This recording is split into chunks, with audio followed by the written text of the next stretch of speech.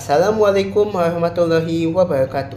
Halo semuanya, perkenalkan nama saya Rifki Abdulfaswara dengan NIM 8600827784. Di sini saya akan memenuhi tugas keempat bagian A tentang mempresentasikan modul ajar individu dengan mata kuliah pembelajaran mikro dan dosen mata kuliah Pak Ade Onema Septian MPD. Selamat menyaksikan. Assalamualaikum warahmatullahi wabarakatuh. Halo semuanya, perkenalkan nama saya Rifki Aziz Baswara. Saya di sini akan mempresentasikan hasil pengembangan modul ajar saya tentang pendidikan agama Islam dan budi pekerti untuk fase B kelas 4 sekolah dasar. Sesuai dengan esensi pengembangan perangkat di dalam video ini, saya tidak akan memulai dari informasi umum, melainkan langsung membuka dan membedah dokumen dari komponen inti yang paling mendasar, yaitu penentuan elemen Al-Quran dan hadis. Disinilah seluruh fondasi materi ini kita bangun. Oke, sekarang mari kita lihat bagian capaian pembelajaran atau CP-nya. Dari mana sumber CP ini yang saya dapat? Capaian pembelajaran ini saya ambil dan rujuk secara valid dari situs resmi platform Merdeka Mengajar atau PPM Kemendikbudristek untuk fase B. Selanjutnya, lalu kenapa CP ini yang saya pilih dan kembangkan? Alasan utamanya adalah karena pada fase B, khususnya kelas 4, peserta didik berada dalam fase transisi perkembangan kognitif yang krusial. Materi mengenai teks keagamaan dalam surat Al-Hujurat ayat 13 sangat dibutuhkan untuk anak-anak agar mereka tidak hanya mampu membaca secara mekanis saja, melainkan mereka dapat mengaitkan pesan pokok ayat ini ke dalam realitas keagamaan sosial di lingkungan mereka sebagai sunnatullah. Bergerak maju ke bagian berikutnya. Dari kompetensi makro yang diturunkan pemerintah di bagian dalam CP tersebut, saya rumuskan dan kembangkan menjadi 4 tujuan pembelajaran operasional yang terukur di kelas. Poin pertama, siswa ditargetkan mampu membaca surat Al-Hujurat ayat 13 dengan tartil dan kaidah yang benar. Kedua, mampu menjelaskan pokok pesan ayat tersebut. Ketiga, melatih psikomotorik melalui penulisan potongan ayat secara rapi. Dan yang keempat, yang tidak kalah pentingnya, adalah memunculkan karakter toleransi serta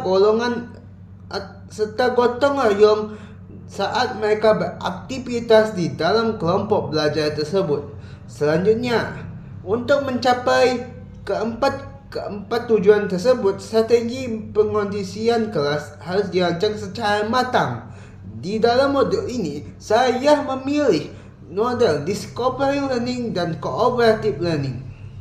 Metode utama yang saya kembangkan untuk memecah kejenuhan siswa adalah kombinasi metode tilawah, demonstrasi, serta inovasi berupa games kartu pasangan atau match yang didukung oleh media papan tulis atau media papan tajwid terintegrasi. Strategi berkelompok ini sengaja dirancang secara heterogen guna mengakomodasi ragam kemampuan siswa, termasuk menyediakan alternatif bimbingan personal bagi anak yang belum lancar membaca Al-Quran.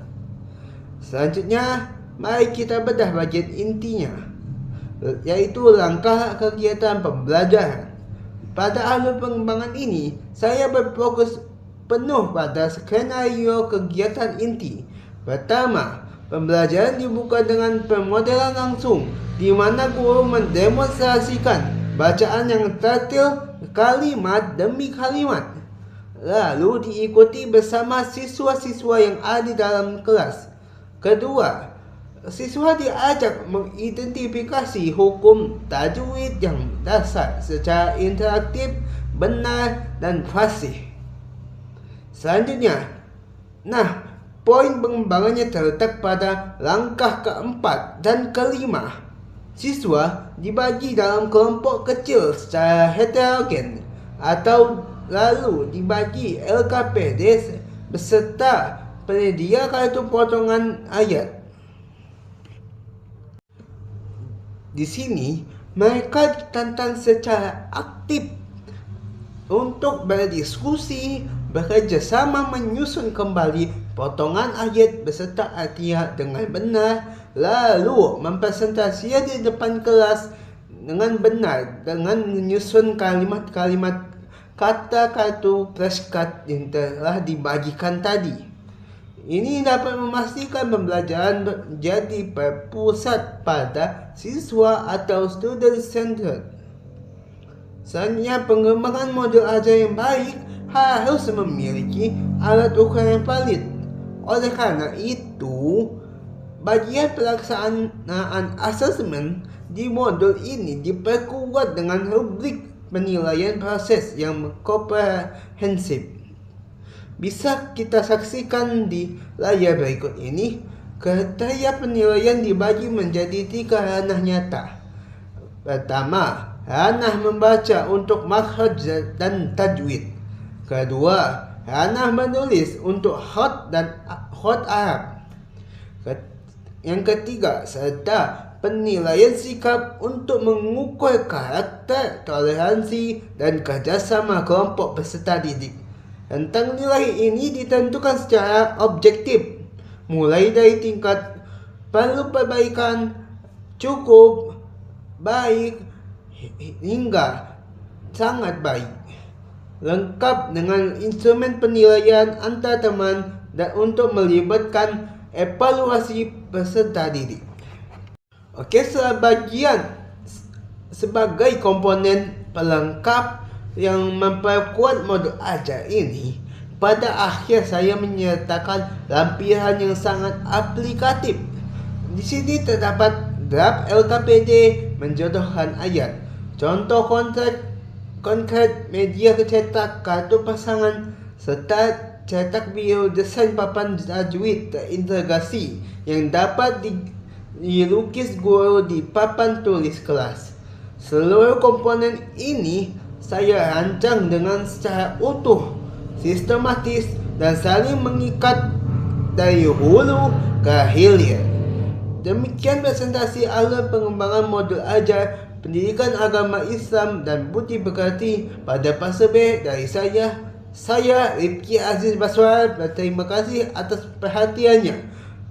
Itu saja dari saya. Apabila ada kata-kata yang salah, saya mohon maaf. Kepada Allah saya mohon ampun. Wabillahi taufiq wal hidayah wal hidayah. Wassalamualaikum warahmatullahi wabarakatuh. Selamat siang semua.